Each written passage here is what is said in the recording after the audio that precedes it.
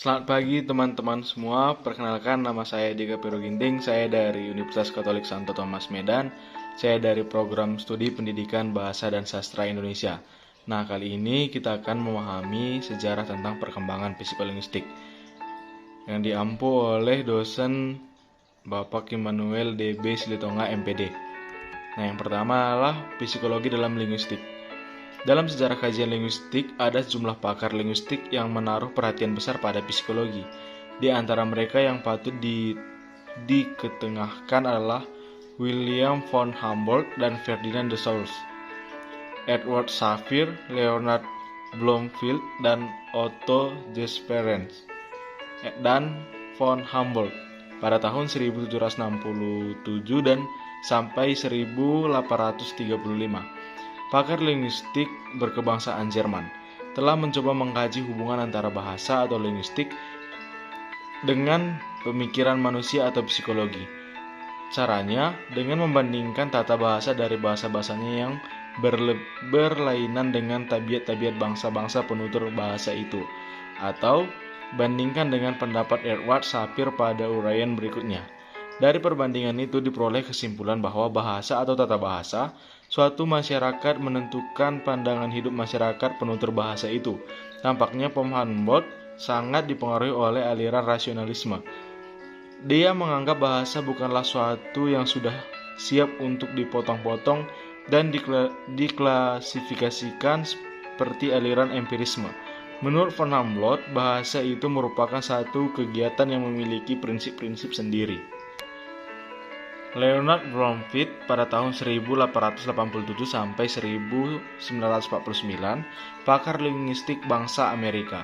Dalam usahanya menganalisis bahasa telah dipengaruhi oleh dua aliran psikologi yang saling bertentangan, yaitu metalisme dan behaviorisme. Pada mulanya, beliau menganalisis bahasa menurut prinsip-prinsip metalisme, atau yang sejalan dengan teori psikologi Wald.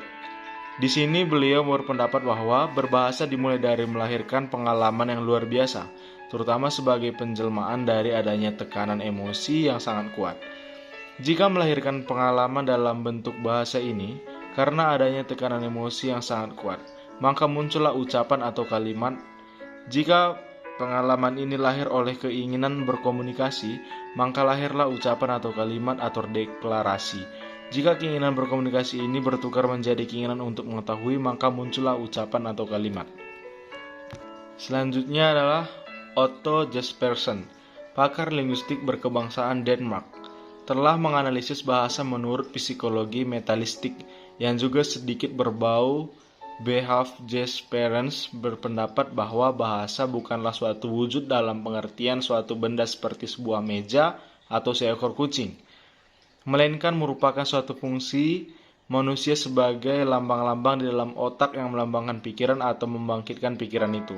Beliau juga berpendapat bahwa berkomunikasi harus dilihat dari sudut perilaku, jadi juga bersifat behavioristik.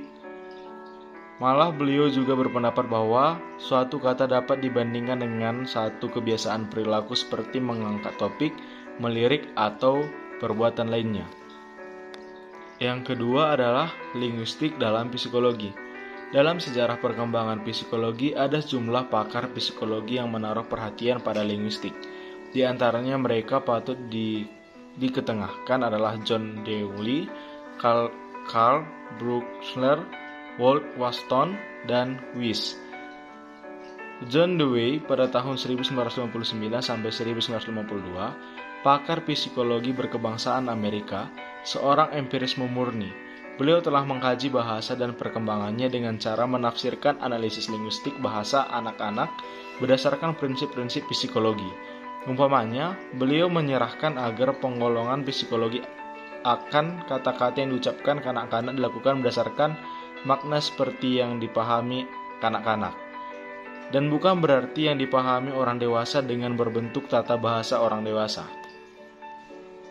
Karl Buchler, pakar psikologi berkebangsaan Jerman, dalam bukunya Spurt Theory pada tahun 1934, beliau menyatakan bahwa bahasa manusia itu mempunyai tiga fungsi, ada yang disebut Kugabe atau kemudian disebut Ausdruck, dan Apfel yang sebelumnya disebut Ausloh, dan Gestadlung yang dimaksud dengan Kedoglie adalah tindakan komunikatif yang diwujudkan dalam bentuk verbal. Apfel adalah permintaan yang ditujukan kepada orang lain, sedangkan Gestadlung adalah pengembangan pokok masalah yang dikomunikasikan. Menurut Wyss, tugas seorang pakar psikolinguistik yang terlatih dalam disiplin linguistik dan disiplin psikologi adalah sebagai berikut. Yang pertama adalah menerangkan bagaimana perilaku bahasa menghasilkan suatu alam pengganti untuk alam nyata yang secara praktis tidak dibatasi oleh waktu dan tempat. Yang kedua, menunjukkan bagaimana perilaku bahasa mewujudkan sejenis organisasi sosial yang dapat disifatkan sebagai suatu kumpulan organisasi kecil dan banyak. Yang ketiga, menerapkan bagaimana perilaku bahasa menghasilkan suatu bentuk organisasi, dan dalam organisasi ini pencenderaan dan otot-otot seorang dapat ditempatkan agar dapat dipakai dan dimanfaatkan orang lain. Yang keempat, menerapkan bagaimana perilaku bahasa menghasilkan suatu bentuk perilaku yang menjadi fungsi setiap peristiwa di alam ini yang telah terjadi, sedang terjadi, atau akan terjadi di masa mendatang. Yang selanjutnya adalah kerjasama psikologi dan linguistik. Kerjasama secara langsung antara disiplin linguistik dan psikologi sebenarnya sudah dimulai sejak tahun 1860, yaitu oleh Heimann Seinthal, seorang ahli psikologi yang berhasil menjadi ahli linguistik, dan Maurice Lazarus, seorang ahli linguistik yang beralih menjadi ahli psikologi dengan menerbitkan sebuah jurnal khusus membicarakan masalah psikologi bahasa dari sudut linguistik dan psikologi. Dasar-dasar psikolinguistik menurut beberapa pakar dalam buku yang disunting oleh Osgood dan Sebeok di atas adalah sebagai berikut. Yang pertama, psikolinguistik adalah suatu teori linguistik yang berdasarkan bahasa yang dianggap sebagai sebuah sistem elemen yang saling berhubungan erat. Yang kedua, psikolinguistik adalah suatu teori pembelajaran atau menurut teori behaviorisme, berdasarkan bahasa yang dianggap sebuah suatu sistem tabiat dan kemampuan yang menghubungkan isyarat dengan perilaku. Yang ketiga adalah psikolinguistik adalah suatu teori informasi yang menganggap bahasa sebagai sebuah alat untuk menyampaikan suatu benda. Nah, sekian materi kita untuk pagi hari ini.